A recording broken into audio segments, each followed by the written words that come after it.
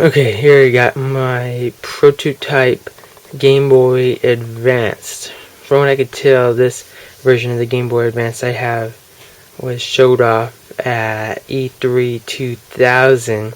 Now it's very similar looking to the release version, but there are a few differences. First of all, when they were showed off, the Game Boys, they had the color scheme where it's going to be different colored buttons, different colored trim.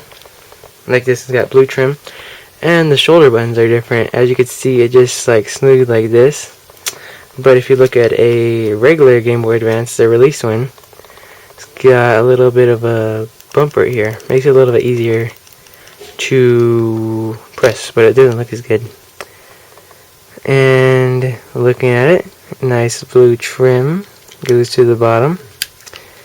Then you got your nice blue face buttons, D-pad, start, select, A, B, all the same as your standard released system.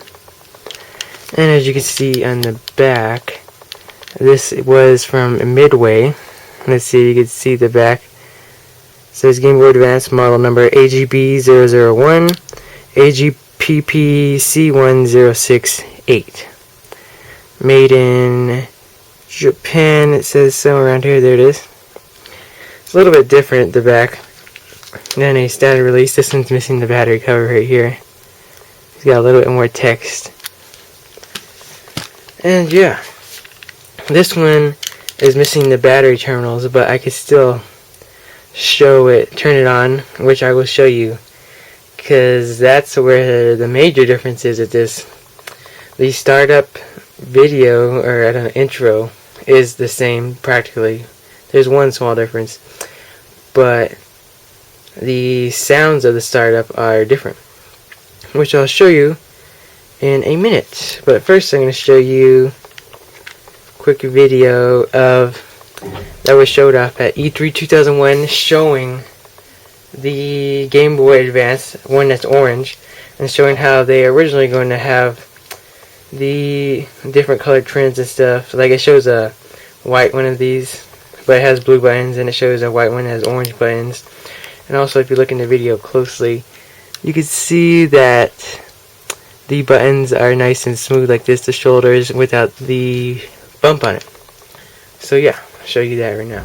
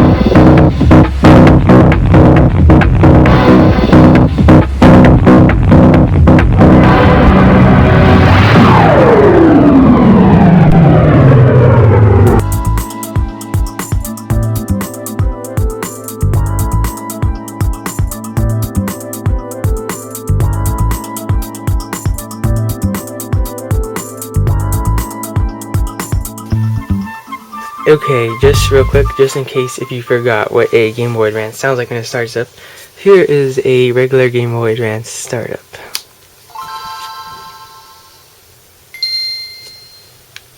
See, sounds like that. And also, one quick thing I'll show you, just to show you, because this is where the other difference is. Okay, so when you start it up without a game, notice no Nintendo logo at the bottom. Okay, so that's a key difference.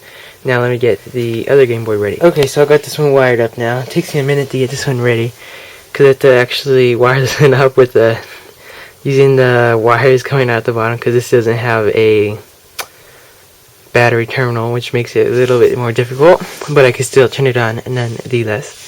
So here it is when it's turned on. I'll be quiet, and you'll be able to tell that the intro sound is different right away.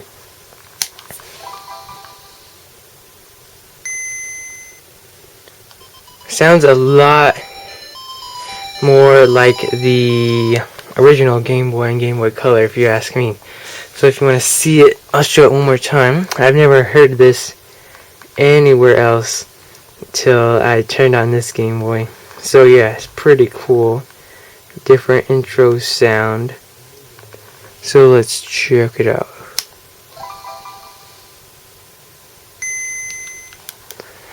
Okay, now I'm going to show you the other thing. The reason why I showed you before without a game in is because if you remember, when it didn't have a game in, the Nintendo logo wouldn't show up.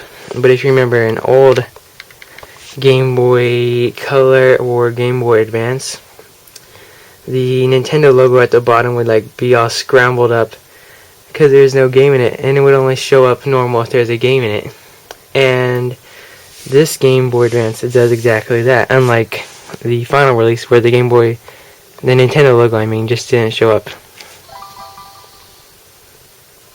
See, I can show you. See right here, it's just all scrambled up. Let's see if we could focus. See, it's not letting me focus. I think it's focusing. Nope, it's not letting me focus. And I can't move the Game Boy because otherwise I'll unplug it from the power and you won't be able to see it anyway. You could kind of see it, it's hard to see. But the logo is just like all scrambled up like on a original Game Boy. So yeah, that's the other difference. So it's pretty cool. This is pretty cool. It's very similar to the final hardware because it even plays regular Game Boy games without a problem.